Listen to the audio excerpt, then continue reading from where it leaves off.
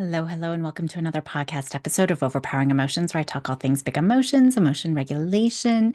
Today, I'm very excited. I have a very special guest, Leslie Josel. She's an award-winning ADHD student and parenting coach. She's the founder of the Order Out of Chaos, a 20-plus years company whose mission is to champion parents and professionals raising neurodivergent students. She's an award-winning author of 3 books, creator of the award-winning academic planner, a tool for time management, and an internationally acclaimed speaker. Leslie's been named as one of the top time management experts in the world by global gurus 8 years in a row. And until recently, she wrote a weekly Dear ADHD Family Coach column for the Attitude magazine. So I know that she has lots to share today, and I know you're going to take lots away. Hope you enjoy. Well, Leslie, thank you so much for joining me on the show today. I'm so happy to be back. I really love our conversation. I just like how we get right to the point and dive in. It's great. Awesome. So, for people who are listening and have maybe not heard of you before, why don't you start off by telling us a little bit about yourself? Sure. So hold on. I've been around for 21 years. Well, I'm not 21. I've had Order Out of Chaos for 21 years now.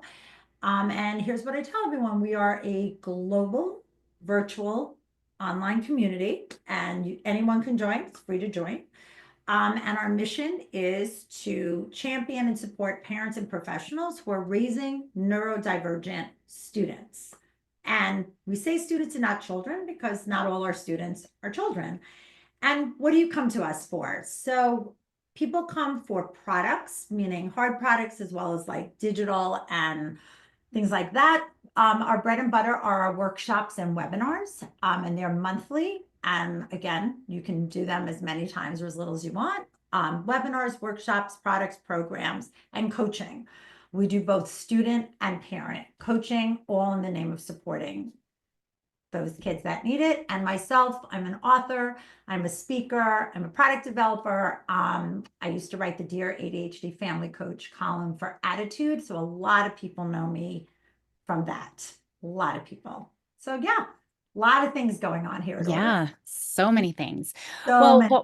why don't we jump in specifically with motion regulation? Sure. Because we look at executive function, and this is important for all students, Mhm. adults too, whether there's a diagnosis or not, because we know, well, and especially children and teens, where that executive functioning is still developing, and so Yes. we really need to work on that. So, where should we start?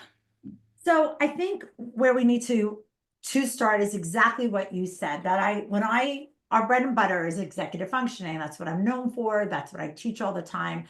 And when I go through like what the executive functions are, and I'm very like user friendly and how I explain it, people get like, okay, effort and focus and, organizing and time. And then when I mention that mood regulation or emotional regulation is actually an executive function, I find that that's the aha moment. That's the one that most of us don't really correlate with being an executive function.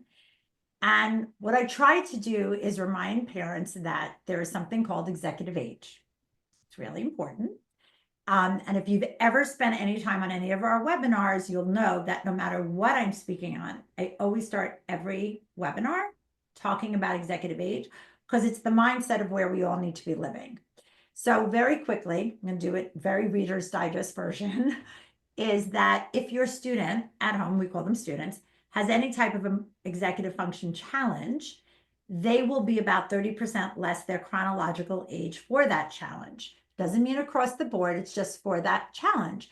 So if you have a 13-year-old at home, and they might be 13 in all their 13ness, verbally, socially, even academically, that's really important here. But if they have a really hard time, right, controlling their moods, their behaviors, they're really going to be 9. And what you're going to expect from that 9-year-old and how you're going to scaffold that 9-year-old is very different than 13. And so I think I want to start with that mindset. That's number one. The second mindset I want to give everybody is that this is really important. Most kids do not wake up in the morning and say, I really want to piss off my parents today, or I really want to piss off my teachers today. And they usually start with somewhat of a clean slate. Now they go to school. Now we're going to talk brick and mortar. We're not talking homeschooling. We're not talking co-oping. We're talking a typical type of brick and mortar school. And what happens a lot is your student, I always do this. I want everybody listening to hold your stomach in. Come on, do it. Pull it in, pull it in. Now I want you to hold that for 8 hours. That's your neurodivergent child. For every ounce of energy that a kid that is more neurotypical is putting out, your student is doing it at least 10 times more. So remember, everything's flooding at them, everything, their working memory, their time management, their emotions, all of it just keeps filling that bucket and filling that bucket. And I know it's a bucket, and we've seen that with little kids. This is our big kids too, right? They're filling it and they're filling it and they're holding it in. And like the minute, the second they're out of school or in your presence or in your home, it all just comes flooding out. Am I wrong? I'm not wrong. And everything is wrong, right? The snack is wrong. The sister's too loud. The dog's annoying me, right? It's like things are like, what? I didn't even. And a lot of times what we say to ourselves is, wow, that like happened in a second, right? We went from 0 to 90. And I'm like, no, you didn't.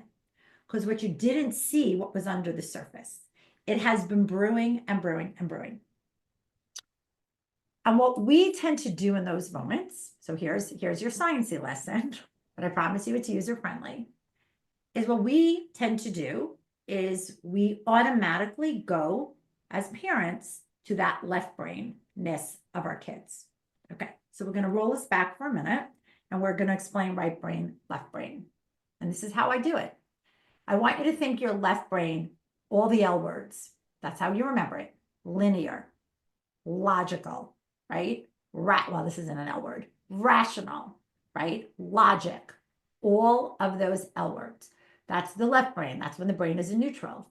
But then we have our right brain, and our right brain is emotion. Our right brain is moody and cranky. I know I can't say it. We got to keep it clean. Can be a little, you know what, a little itchy. Put a letter in front of it, right? All of those things. So when your student is in right brain mode, what you're forgetting is that right brain has completely taken over the left brain. Completely. That left brain has left the building, right? I'm in Los Angeles. It's like in St. Louis right now. It's gone. It's completely gone. And yet we're still talking to that left brain. And it's nowhere to be found. And what we're doing is we're fueling and fueling and fueling that right brain to make it even bigger and make it more profound and make it more like what do they call it? Like poking the bear. So I want you to remember feelings over facts. The right brain will always win. Okay, so now you're like, great. So now I'm dealing with a right brain kid. What do I do? Well, you've got to connect to that right brain first. You got to forget about the left brain for a minute. Now, here's what we do as parents. We tend to do two things. We either get a little annoyed, get a little angry. I'm a straight shooter, friends, right? I always say, do you want hugs or do you want help? Okay, I'm here for the help. But that's what we do. We're like, we get angry, we get annoyed, we get short, and so we poke that. We're thinking, we're talking like, oh, come on, it's not a big deal, get over it. Like, why are you acting like this? Why? Never ask that question. You're never going to get an answer. So we're either coming at it in this very kind of like negative way, or, and I almost think this is more important, we come at it thinking we're really positive. Mm-hmm. Right? I almost think it's more important. Like, I think we can all figure out, hey, if I'm going to be like, cranky and, whatever to my kid, I'm going to get that response back. But what I'm not understanding is I'm being helpful. I'm being kind. I'm saying nice things. Why is it getting worse? I almost think that's what we need to focus on. I say, it's not so bad. You're going to be fine, right? You need to just get over it. It's no big deal. Wrong answer. Because even those things that you think are helpful and think that should help, they're actually poking that right brain, because what you're doing in that is you're still putting on your child how you think. You're telling them what to do there. You're telling them get over it. You're telling them you're actually putting your feelings on theirs. So what I want you to do is come to the table as neutral as you possibly can be. And I want you to use terms or phrases, I should say, more like I'm listening. Go on. I'm here. Keep going. What do you need from me right now? It's really good. What do you need? They might say nothing. That's okay. Right? I I want you to use, I don't want you to pass any opinion or any judgment, because your goal right then and there is just to bring down that right brain. Get rid of it. You want to get rid of it. You want to bring your child back to center. And the one that I love the most, this is all for my parents who have a little bit maybe older students, is I want you to think of the acronym WAIT. Why am I talking? I love that. Write it down, friends, because why are you talking? And I'm going to own this one. Years and years and years ago, when my son would get, he actually had the wherewithal to look at me and say, you need to stop talking right now, or I need you to leave me alone right now. And that wasn't a signal for me to follow him down the hall as he was going to his bedroom and me to keep talking. No, I didn't interpret that correctly. When he said, I need to be alone right now, I need you to stop talking right now, I was not listening to that. And I was, but nobody. So why am I talking? There is beauty in the silence, right? There is calm in the silence. The other thing you can do, and I do this sometimes, not all of you might like this, but I do ask this one question sometimes, and I will say, I teach this, can you match me tone for tone? I find that sometimes when our kids go high or go loud, that if we tend to go louder, and that cannot happen. I want you to try going really quiet. I want you to almost whisper. There's something in the brain that automatically brings your child down because it's the tone and it's the sound that's happening around them, and it brings them down. So if they're loud, I want you to whisper. You might even say, can you match me tone for tone? And you're being very quiet about it. You're asking, you're not saying match me tone for tone. You're asking. I know that was a lot, but I want to stop there. So that's, I think, is really important, is to almost set up the situation before we dive in even further. Yeah, exactly. And that validation, I mean, that's what it is. So they feel that they're heard and understood, because otherwise they're just going to keep fighting, right? Until you get it. And it's just going to keep escalating. Right. There's that fight or flight that is really happening. I don't know if it was you I had this conversation with, we were talking about in a previous one, but I'll share it. There's a lot of things to know about your child who has ADHD or is neurodivergent. Tons. I mean, we could spend all day chatting. But I find that the one thing, and I've been doing this for 21 years, I find that the one thing we do not talk a lot about is that your child does not want to be caught off guard. That's a big one. We understand that the ADHD brain, or the executive functioning brain, however you want to talk about it, it needs calm, it needs structure, it needs organization, it needs all of those things. But underneath it all, what it really doesn't want is to be caught off guard, because the brain can't catch up all the time. It can't be prepared for that. So that's where the fight or the flight comes in. That's why we want to bring them to center. Now, I'm going to answer this before it's asked. Let's say your kid did something really crappy. I'm sorry. Is that okay for me to say? Oh, yeah. Yeah, Okay. totally.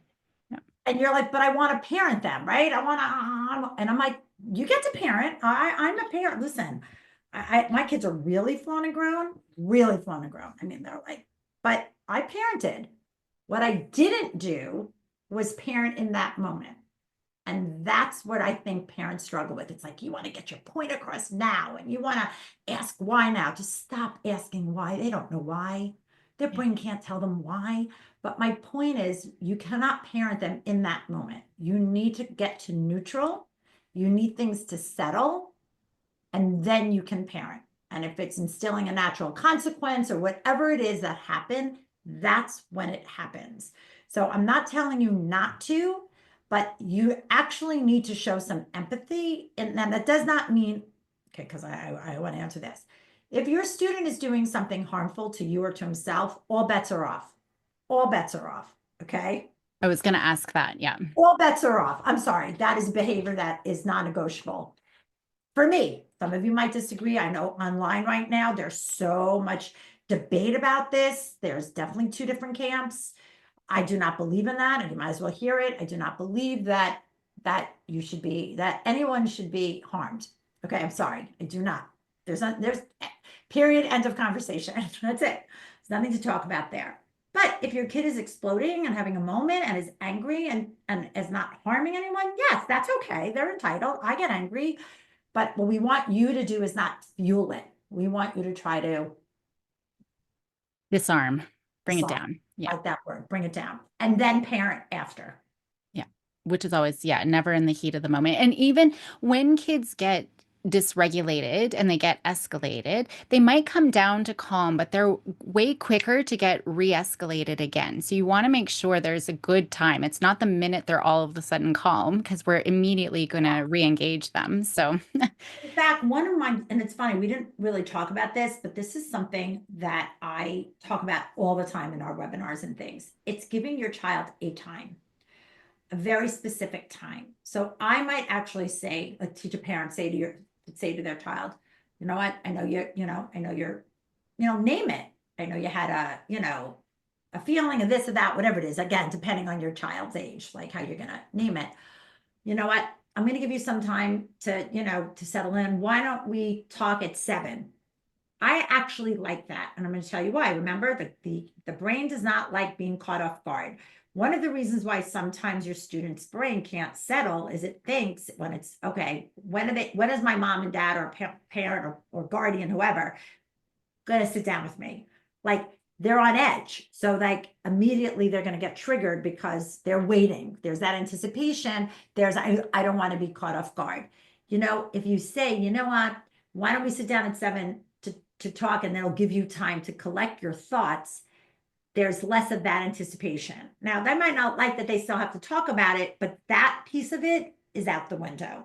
And we do that with everything. I have a really fun anecdote that I think is really I think it's going to resonate with everybody. So do you mind if I share it? no, go ahead. Yeah. We talk a lot about this, like in our Facebook group and our parent coaching and all of that, not about so much what is typical that triggers a child or a student, things that we predict will happen, right? Like, okay, I'm gonna have to tell my kid X, Y, and Z. I know that's gonna, because those we know and those we can hopefully prepare for. It's the ones that are head scratchers. It's the one where you go to yourself, I don't get it. What did I say? All I said was, and that triggered.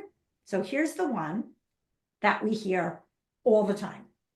It's the one where you or whomever in your home goes, we'll use my son as the example. We'll just use his name. Hey, Eli, can you come here for a minute? Right. Yeah. End scene.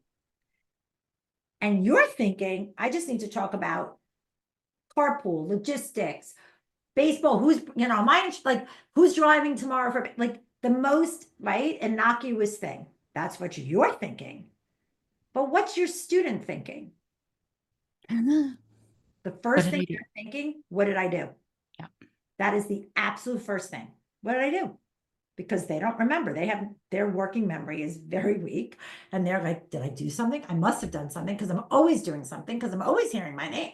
I know I'm being but that's what I want you to hear. I want you to feel my intensity because that's what your kid is feeling. What did I do? I don't remember what I did. Did the teacher call them? I did a call. And now they're freaking out because they don't even remember, but they're about to confess something because of course they did something wrong. That's number one. The other thing they're asking themselves, how long is this going to take? Yeah. That is why I always put time parameters on things because it brings that emotional level down. So here's an easy one. Instead of just, hey, can you come downstairs for a minute? Which is and you're going, why is he or she or whoever, why are they explosive? Why are they freaking out? Why are they being defiant? Like, what did I say? And you're going, what did I say? And now it's like, I Big fight. want you to preempt it. We call it preempting with time and topic. Easy to remember, your 2 T's, time and topic. So here's how it looks. Hey, Eli, sorry, we call me. Hey, Eli, can you come downstairs? Want to chat for 10 minutes about carpool tomorrow? Now I have a kid who will come. Maybe he'll say, can you give me a minute? But now I have a kid who's at neutral. And if you do not think that you can do this with your older kids, I told you, my kids are flown and grown. Okay. I have a neurotypical and I have a neurodiverse. My son, who's actually 27 today, I still do this. Even though he doesn't live with me, he is fully flown and grown. I still go, hey, I need 10 minutes of your time. I'll text him because that's how he communicates. I need 10 minutes on the phone with you to talk about, whatever it is. I never go, hey, can I talk to you for a sec? Even at 27, I don't do that because I know that if I do that, I'm going to get a very different person showing up on the other end. Yeah. But I say, hey, I need to talk to you about, he's like, I'm not even done texting and my phone rings. Sure, what's up? Let's chat.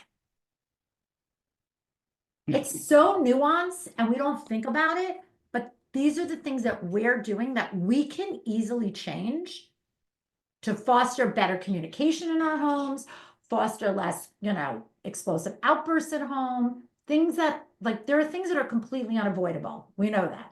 So what I like to do is let's try to avoid what is avoidable. Yeah. Yeah. No, that's all great. Now, what if in those situations where they are physically aggressive or they're like, some of the kids are destructive and they're now smashing things and breaking things. And in those moments, any tips So for? here's what I'm going to say to you. Like I said, I've been around for 21 years and I've been doing this, and I've had many, many parents across that have had parents like this. So I think this is the right answer for me.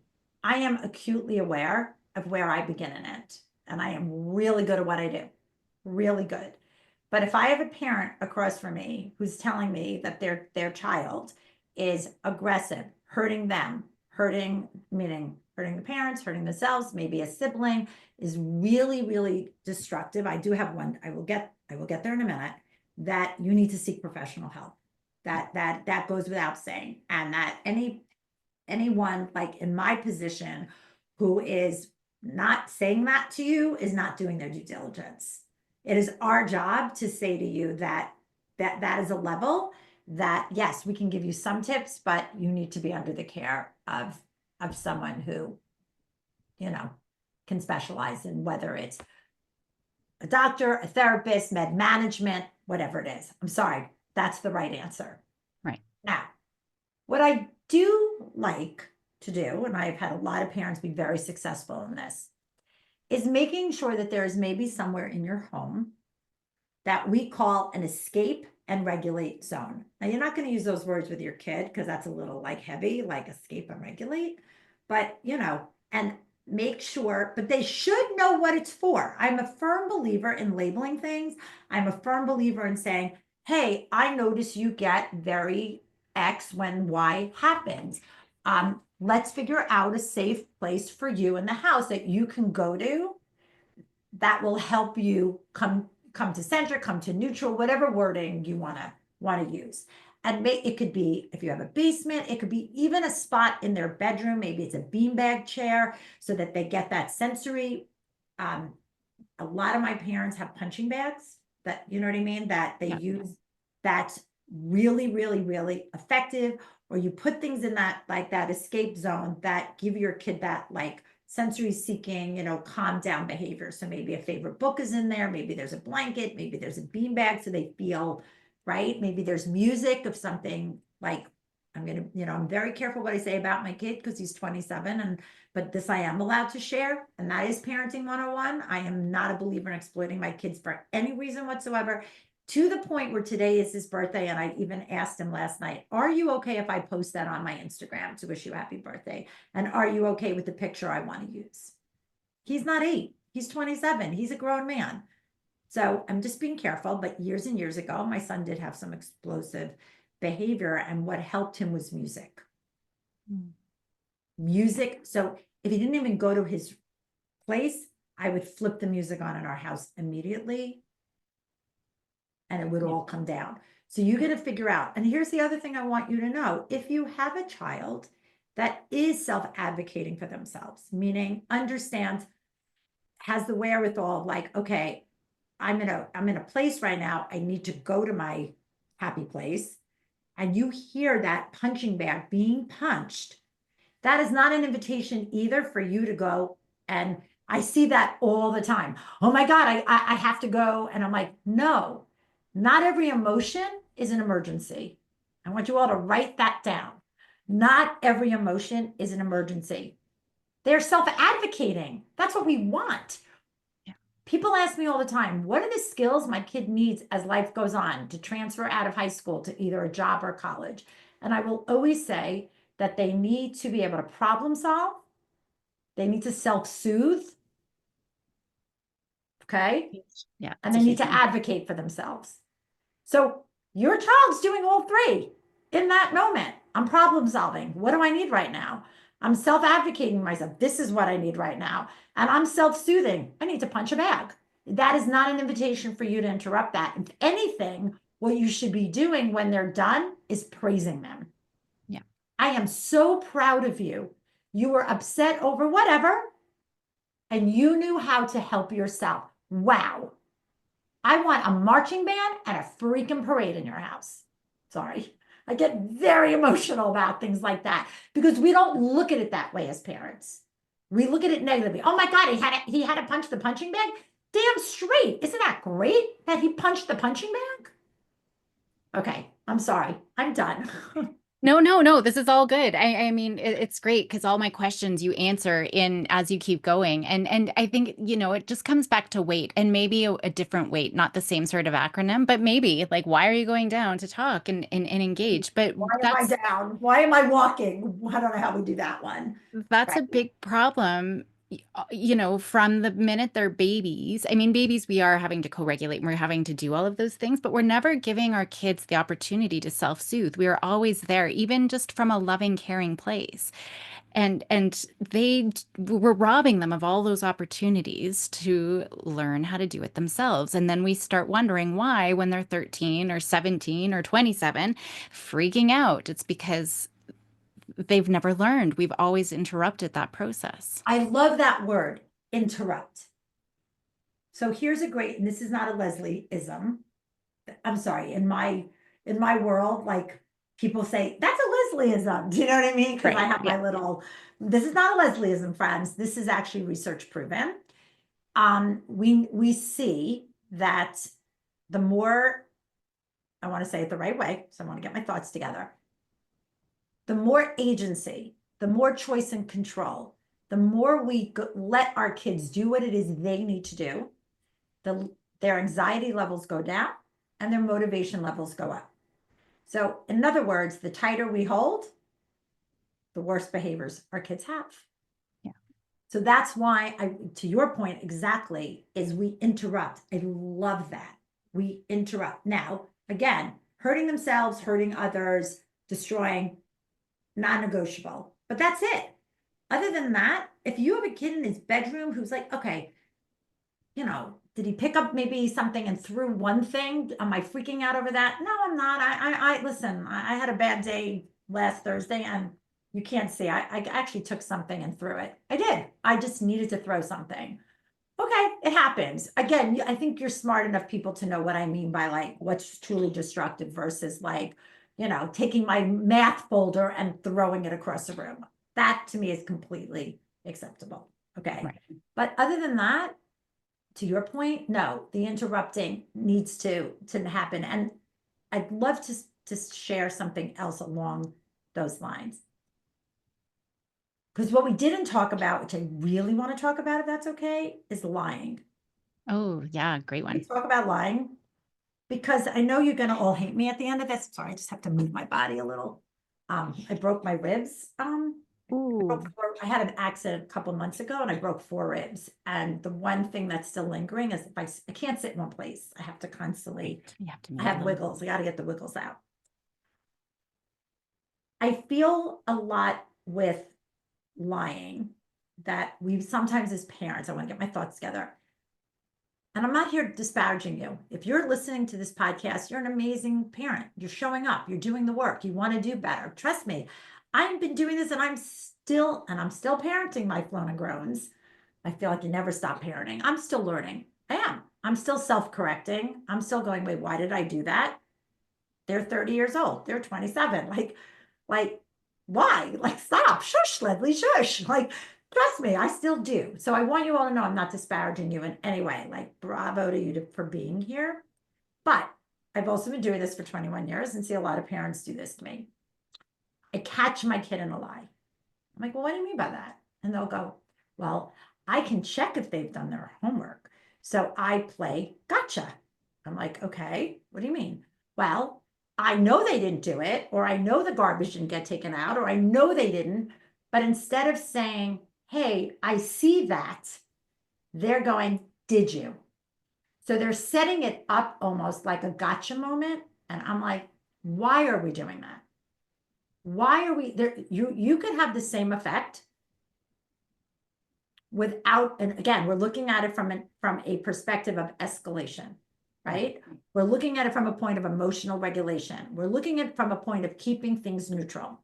Again, that does not mean you don't get to parent, but why are we feeding that escalation by asking the why, or I know, right? Or did not, I'm sorry, not the why, did you, when you sure as heck know the answer to the question? Yeah. I don't know if you see that. I see that all the time. And I want you out there to rethink that kind of motive and position. It is just as effective to say, so I know that, or I noticed that, instead of catching them in that lie. Yeah. That catching in that lie is going to do you no favors. And Yeah. again, what I want is, I noticed this. If they can't answer you at that moment, because again, that caught off guard brain, not happy right now, I want you to delay the conversation. Hey, let's sit down at X, because by then you should, hopefully you'll be able to, like, figure out, what it is you want to say, or you'll remember your story, or whatever it is. That doesn't mean that they get off the hook. It just means that you're trying to keep the escalation here. Right. Yeah. And the other thing, and then I'm gonna, is, I get asked all the time, why does my kid lie? Well, a lot of times they lie because what it is you're asking them to do is actually easier not to do it, and it's easier to lie. I have plenty of kids that sit across my thing and go, what, are you kidding me? I'd much rather lie, because my parent will barely ever give me a consequence, because, whatever. And it's just easier to lie than it is to do what it is I'm being asked to do, because I don't know how to do what it is. So I kind of need you to remember that too, that if something's not getting done, it might not be that they just want to annoy you. It might actually be that they don't know how. So before we punish the don't know how, we need to make sure they know how. And the only other thing I want to say is, and I kind of pose this question, is a lot of times your student lies because of how you are handling the truth. Right. And I don't think we talk about that enough. So I want you to think about how, when your child comes to you and actually tells you something that's truthful that you might not like, what is your reaction to it? What space are you providing? And how are you responding? Because if you're responding in a way, then you know what? They're going to lie. I would. I did. My parents were awful when I told them the truth about things that weren't great. So guess what I did my entire childhood? I lied. I know I don't look it, but I did. I lied all the time because I knew that if I told them the truth, I was going to get a horrible reaction. So I might as well have lied. So I want you to guys think, how am I responding to the truth? It's a great question for you, because that also helps to keep things. Remember, all this is to keep emotional regulation neutral. Well, I even remember I worked on a cruise ship actually right after graduating university, and we went to Rome for the day, which is a few hours away from the port. But we were all part of the entertainment team, and so we were supposed to stay on the cruise ship at certain times. We had to be back in the afternoon to do like basketball or water polo or those types of things. And we were late. We all missed our shifts. I was the only one who felt so terrible. And I went to my boss and said, like, I was just sick to my stomach that I had missed my shift on the cruise ship. I got reprimanded. Nobody else said anything. They lied, or they didn't lie, but they stayed quiet, didn't say anything, and nothing happened. And I got for 2 weeks all of my privileges to leave the cruise ship revoked because I went and told the truth. And so that's an example of how we actually make it punishing to tell the truth. Right. So my feeling is that, yes, if your child did something you didn't like, and maybe there needs to be a natural consequences, I always say two things can exist at the same time. Excuse me. You could be upset, but you also can praise. And I know that's really weird, but you can do it. And I've done this. I do this all the time when I teach parents this. There is a way to say, like I'm really proud of the fact that, that must have been really hard for you. Not easy to come in and say, like, I did something wrong. And, I want you to lead with that. I want you to lead with the praise. And I know sometimes we say like everything after the but doesn't mean anything, but it does in this situation. And two things can exist. So you can say, you can praise the fact that they didn't lie. You can praise the fact that they stood up for it. And if there is a natural consequence, that you can do that too. I promise you it will land better. It Yeah. will absolutely land better. Well, from that experience, this was one of the things that my husband and I talked about when we first had babies is we are always going to praise telling the truth. And so like in that situation, if it was my kids coming to me, around something similar, I would praise and then we're going to collaborate. So how are we going to make this up? How are we going to make this up to the passengers on the boat who had wanted to go play basketball or whatnot. Because now we can, and kids will usually come up with a better consequence than we ever could have. But it is that sort of collaboration piece. Uh, the other thing I always say, don't focus on the reason. Here's another one of Leslie isms. Don't focus on the reason. So stop asking why. Focus on the repair. right. Okay, your kid came to you. Great. How are you going to rectify this? How are you going to repair this? What do you think?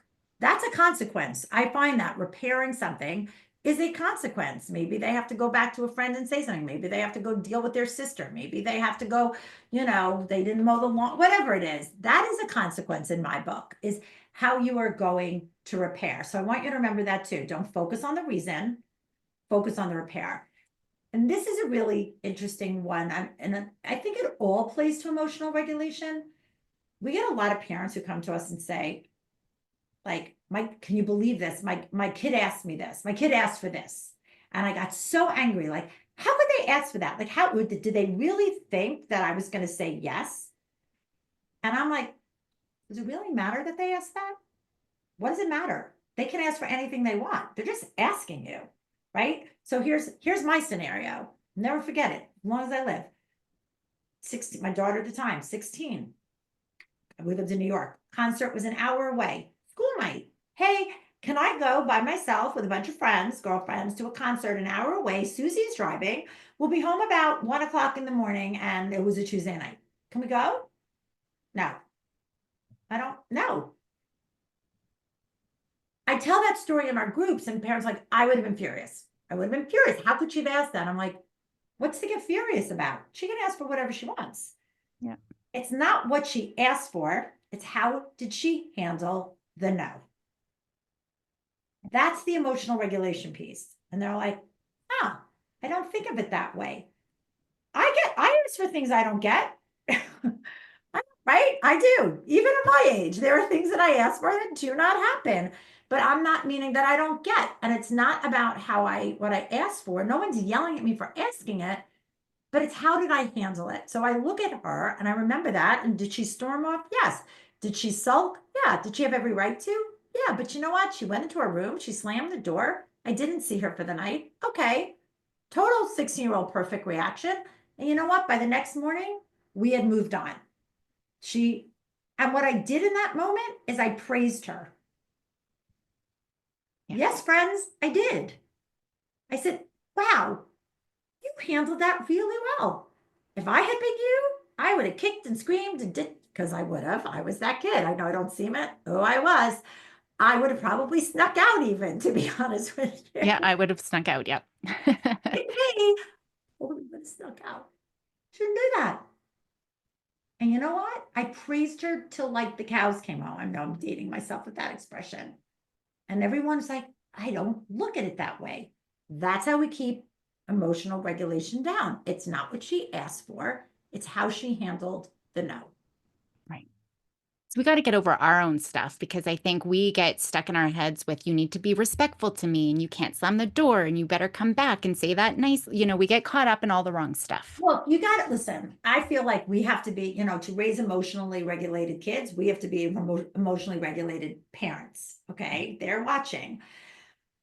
I think you have to find what are your like non-negotiables. I don't like the term hills to die on because I don't want anybody to die. I like the words non-negotiables. I did not, we ran a very loose household. We did. There was not a lot of things that bothered me. And so what my kids knew what bothered was like they were very clear. You want it, like, I'm gonna be blunt, because some of you might be going, this is what happens in my house, and I'm ashamed. We all have pouty mouths in my house. We don't curse at each other. Like, I don't call my kids names. I don't, never have, nor do they. But they're like, but they will say in the heat of a moment, God, this is really, blah, blah of you. You know what? You'll figure it out. That's my reaction. That was not a thing my husband and I felt. We did not feel if they did that, they were disrespectful. For me, disrespectful was lying. That was really a non-negotiable in my house because that's how, that was non-negotiable because I knew what I did as a kid and knew that I don't know as a parent if I could have handled that. So if they came to us and were truth tellers, even if it was really not great things, I'm trying to keep this clean, we actually praise them for that like communication and for keeping the emotional regulation down and for being truth tellers. So you're going to have to figure out on your own in your own house, like what's the non-negotiable for you. For us, it was truth because I felt like if if I didn't have that, I had nothing. So we allowed expression, we allowed door slamming, we allowed them to like yell at us, not yell at us like dangerously, but we allowed them to, because you know what? I was like, I would do that. Like and remember, their brains are not as fully functioned as mine is. So I don't know if everyone's going to be hanging up on me, like going, but that's kind of how I feel. And I feel like now and remember, I had a kid that was really emotionally dysregulated, really emotionally dysregulated.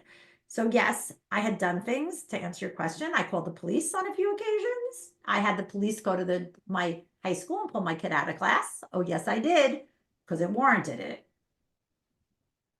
Never did that again, meaning after that happened. So to answer your question, I did do those things, which because I had a non-negotiable line drawn. And I think that's another thing. Maybe it's not emotional regulation per se, but if both of and I teach this to all of our parents, and this is probably the hardest thing, but but I was really, when all of this was swirling and my son was in, his thing, and I had an older kid, and my husband and I would sit down, and he's an amazing parent, but let me do a lot of it because this is what I do for a living. The one thing I knew that my son needed, and by effect, my daughter too, was remember, does not like to be caught off guard. He's sensing a theme. He needed things to be clear. He needed to know what was expected. He needed the goalpost not to move. And if both of my kids were sitting here, remember, 30 and 27, they would say without a shadow of a doubt, we might not have liked all the rules, we might not have liked some of the parameters, but we always knew where we stood. Yeah. We never had to guess. And that created a calm, safe environment. It is totally related to emotion regulation because our brain is a prediction machine. And so just what you were saying, that predictability, knowing exactly what those boundaries and expectations are and what's going to happen if we break them. And it doesn't matter what my behavior is, it's always firmly there.